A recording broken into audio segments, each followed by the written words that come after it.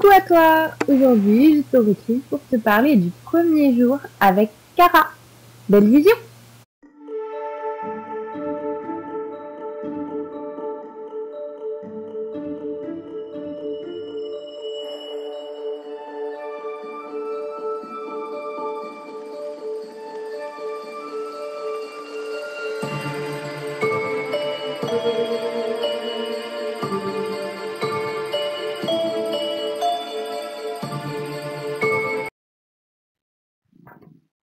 Pour commencer, je dois t'expliquer que Cara est arrivée quasiment sauvage à la maison. En effet, elle est née d'une maman potoc qui avait grandi dans les montagnes et qui avait pas été correctement manipulée avant de mettre bas de Cara pour plein de raisons et surtout plein de contretemps qu'a eu l'éleveuse. Donc voilà, c'était pas de sa volonté, mais ça s'est fait comme ça pour Cara et ça s'est pas fait comme ça pour les autres poulains qu'a eu Gala depuis. Mais donc moi, Cara, je l'ai eu du coup qui ne marchait pas en longe, ne donnait pas les pieds et ne s'était en fait pas spécialement touchée.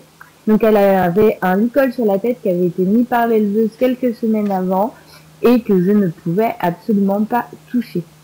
Je te laisse revoir la vidéo où je raconte quand j'ai été la chercher, si tu veux avoir des détails sur comment je l'ai fait monter dans le vent et comment je l'ai transportée sans la toucher.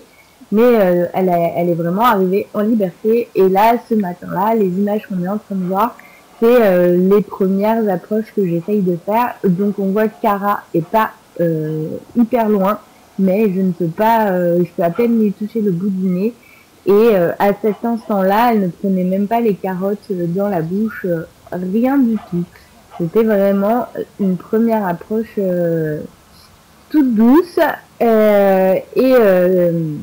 Donc j'avais Daisy en longe parce que sinon Daisy avait tendance à chasser Cara. Voilà, ça, on verra l'image un petit peu plus loin. Je pense qu'elle va comprendre assez vite que son intérêt, c'est pas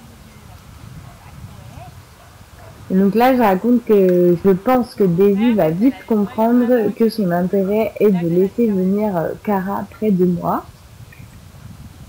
Mais c'est sans compter que Cara va se rapprocher des fesses de Daisy et donc que Daisy va lui demander de partir.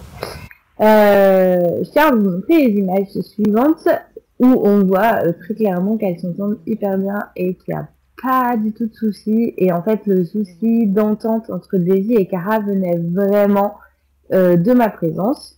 Donc dès que j'étais pas là, elles s'entendaient hyper bien dès le départ, quoi.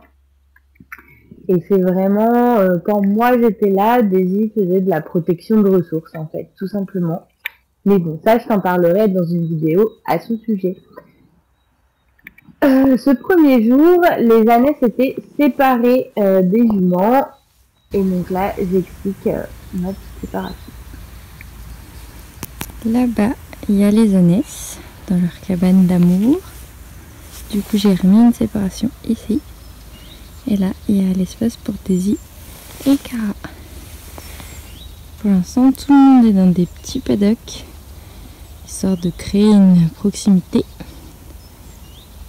et un espace sécurisé. Et voilà, la suite plus tard.